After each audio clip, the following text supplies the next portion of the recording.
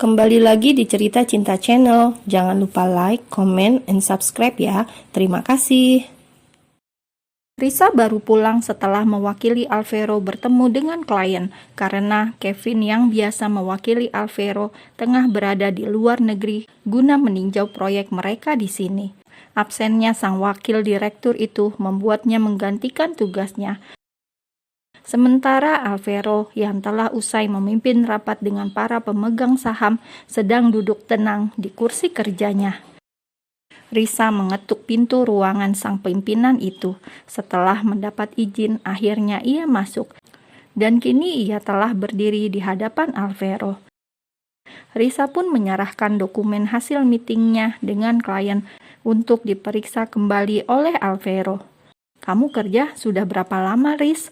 tanya Alvero saat memeriksa hasil meeting yang diserahkan Risa. "Saya baru bekerja setahun ini, Pak. Maaf, memangnya kenapa ya, Pak?" jawab Risa sedikit gugup. "Apakah ada yang salah dengan hasil kerjanya?" Saya suka dengan kerja kamu, pertahankan ya," kata Alvero. "Terima kasih, Pak. Saya juga masih belajar dengan Pak Alvero dan Pak Kevin yang selalu membantu saya," menganggukkan pelan kepalanya. Ngomong-ngomong, kamu libur lebaran kemana, Riz?" tanya Alvero saat mengembalikan dokumen ke tangan Risa. "Saya akan mudik ke kampung, Pak. Lebaran kan memang waktu berkumpul dengan keluarga, Pak," kata Risa. Sayang sekali, Riz. Padahal saya mau ajak kamu liburan ke Jepang bersama keluarga besar saya," kata Alvero dengan nada menyesal. "Mungkin lain kali kita bisa liburan sama-sama. Kamu mau kan?" ajaknya dengan tersenyum menatap mata Risa. Risa tak menjawab, hanya senyum canggung yang terukir di wajahnya. Aneh sekali, kenapa tiba-tiba atasannya itu mengajaknya liburan. Setelah itu Risa pamit untuk kembali ke meja kerjanya. Masih dengan heran, ia memikirkan kata-kata Alvero barusan. "Pak Alvero ngajak aku liburan, apa nggak salah?" Risa terkekeh pelan. Ia mengingat kembali bagaimana Mama Alvero yang marah saat Alvero ingin pergi berbuka bersamanya. Sungguh tak ingin membayangkan akan seperti apa reaksi Mama atasannya itu jika saja beliau mendengar ajakan Alvero untuk pergi berlibur. Di rumah ayah Risa, setelah pulang sholat Jumat, Elvan yang sedang memasang kartu SIM barunya itu tengah duduk di kursi tamu. Ia berharap akan ada jaringan walau hanya sedikit sehingga dia akan bisa berkomunikasi dengan Risa. Setelah selesai memasang dan meregistrasi kartu SIM-nya, Elvan mencoba mengirim pesan chat pada Risa. "Assalamualaikum cantik, lagi apa? Pasti lagi kerja ya?" Setelahnya, Elvan mengirim pesan kepada Galih. "Bro, gimana bengkel? Aman?" Galih dan Risa belum membaca pesannya. Akhirnya ia letakkan kembali ponselnya di atas meja. Dan saat itu Pak Rahmat masuk ke dalam rumah. "Nah, Elvan belum istirahat." Pak Rahmat melihat Elvan yang masih mengenakan sarung tengah duduk di kursi ruang tamunya. "Belum, Pak, nanti saja," jawab Elvan. Pak Rahmat kemudian duduk di samping Elvan. "Jadi, Elvan mau dengar jawaban saya sekarang atau nanti?" tanya Pak Rahmat yang matanya fokus ke televisi besar yang baru saja ia nyalakan. Kalau bisa sih sekarang, Pak, karena rencananya saya mau berangkat besok pagi," kata Elvan melihat ke arah Pak Rahmat. Ia begitu berharap mendapat kabar baik dari Pak Rahmat. "Kalau saya tidak setuju, Elvan akan bagaimana?" tanya Pak Rahmat yang masih fokus melihat acara televisi. Elvan menarik nafas dalam-dalam. Rasa percaya dirinya hampir hilang begitu saja, tapi ia masih tak ingin menyerah.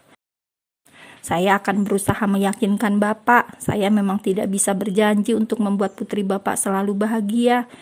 Karena saya sadar saya tidak akan bisa membuat semuanya terkendali sesuai dengan keinginan saya.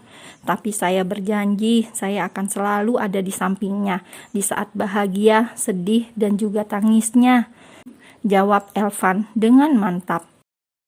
Saya sebagai orang tua memang menginginkan Risa mendapat yang terbaik, tapi sebagai manusia saya juga sadar anak saya punya banyak kekurangan. Pak Rahmat menarik nafas dalam-dalam. Ada rasa sedih dan bahagia karena putri kecilnya kini telah dewasa dan akan diminta orang lain yang baru ia kenal beberapa hari untuk dijadikan istri. Kalau Naelvan serius, Naelvan boleh membawa orang tua Naelvan kemari setelah Risa menyetujui lamaran ini, kata Pak Rahmat menatap Elvan. Ibu saya sudah meninggal, Pak, dan saya tidak yakin apa ayah saya akan bisa datang. Tapi kakek nenek saya pasti akan datang, kata Elvan. Memangnya ayah Naelvan kemana? Tanya Pak Rahmat mulai penasaran. Ayah saya, Elvan memikirkan kata apa yang tepat untuk menjawab pertanyaan Pak Rahmat. Apa ia harus jujur atau dia tutupi saja fakta itu? Elvan masih terhanyut dalam pikirannya apa yang harus dia katakan kepada Pak Rahmat. Haruskah ia jujur mengatakan tentang keadaan hubungan dengan ayahnya yang sampai kini tak lagi dekat? Apakah Pak Rahmat akan menerima keadaannya atau justru akan membuat Pak Rahmat menolaknya? Elvan bingung. Ia terus saja mengerutkan alisnya. Nah Elvan, kata Pak Rahmat, apa Naelvan baik-baik saja? Tanya Pak Rahmat, yang alis mata Elvan berkerut tanda ia sedang memikirkan sesuatu. Iya Pak, angguknya yang masih dengan keraguan hatinya. Apa ayah Naelvan menikah lagi setelah kepergian ibu Naelvan? Sepertinya Naelvan sedikit berat untuk bercerita, kata Pak Rahmat. Bukan begitu Pak. Elvan terdiam sejenak. Ia mengambil nafas sebanyak yang ia bisa, lalu segera menghembuskannya. Berkali-kali ia lakukan, dan akhirnya ia siap bercerita. Jadi ayah saya punya 2 istri, dan ibu saya adalah istri kedua ayah saya. Jawabnya tertunduk. Tak ada kekuatan dalam dirinya untuk sekedar menatap mata Pak Rahmat. Ia pasrah apapun keputusan Pak Rahmat. Yang terpenting, ia tak ingin menutupi fakta itu lagi. Selama ini tak ada yang tahu bahwa Elvan masih memiliki ayah. Ia selalu menutupi rasa bencinya kepada keluarga ayahnya itu. Hanya Galih dan beberapa karyawannya saja yang mengetahui tentang sosok ayah kandungnya itu. Pak Rahmat masih diam. Ia sendiri masih mencerna kata-kata Elvan. Ada ketakutan di hatinya. Apakah Elvan juga akan seperti ayahnya? Memiliki 2 istri yang akan menyakiti hati putrinya yang masih ia anggap putri kecil itu. Jujur, saya tidak ingin anak saya mengalami sakit hati perselingkuhan atau bahkan poligami di dalam rumah tangganya. Apa Naelvan juga akan seperti ayah Naelvan? Tanya Pak Rahmat yang kini seolah tengah menghakiminya. Saya paham betul bagaimana perasaan ibu saya sebagai istri kedua. Orang lain memandangnya hina karena merebut suami orang. Saya tahu bagaimana sakitnya hati ibu saya saat mengetahui fakta bahwa ibu saya bukan satu-satunya wanita di hidup suaminya. Untuk itu, saya berjanji tidak akan membuat Risa mengalami apa yang ibu saya alami. Elvan mengangkat kepalanya, lalu menunduk lagi setelah kalimatnya berakhir. Pak Rahmat kembali diam. Hening yang terasa membuat mereka berdua tenggelam dalam pikirannya masing-masing. Lalu Pak Rahmat pun mulai bicara.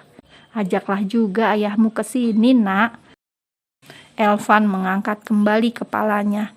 Ia seperti mendapatkan kembali kekuatannya yang tadi mulai menghilang. Rasa percaya diri kembali merasuki jiwanya. Ia tersenyum sumringah, sangat jelas terlihat kebahagiaan di matanya. Insya Allah saya juga akan mengajak ayah saya, Pak, kata Elvan dengan senyum yang tersungging di bibirnya. Ya sudah, Naelvan istirahatlah. Ini pakailah untuk mengobati kaki Naelvan. Pak Rahmat memberikan sebuah krim kepada Elvan. Pak Rahmat tahu bahwa sepertinya kulit Elvan yang putih itu alergi terkena rumput liar di hutan. Alergi terkena alergi terkena rumput liar di hutan. Terima kasih, Pak. Saya tidak apa-apa. Ini hanya gatal-gatal sedikit saja, kata Elvan. Sudahlah, sepertinya kaki Nak Elvan terkena alergi. Ini bisa mengobati alergi itu, kata Pak Rahmat, mengambil tangan Elvan, lalu meletakkan krim itu di tangan Elvan. Terima kasih, Pak, kata Elvan. Pak Rahmat tersenyum, lalu pergi menuju kamarnya. Elvan pun mengoleskan krim itu di kakinya. Elvan tidur dengan nyenyak siang itu.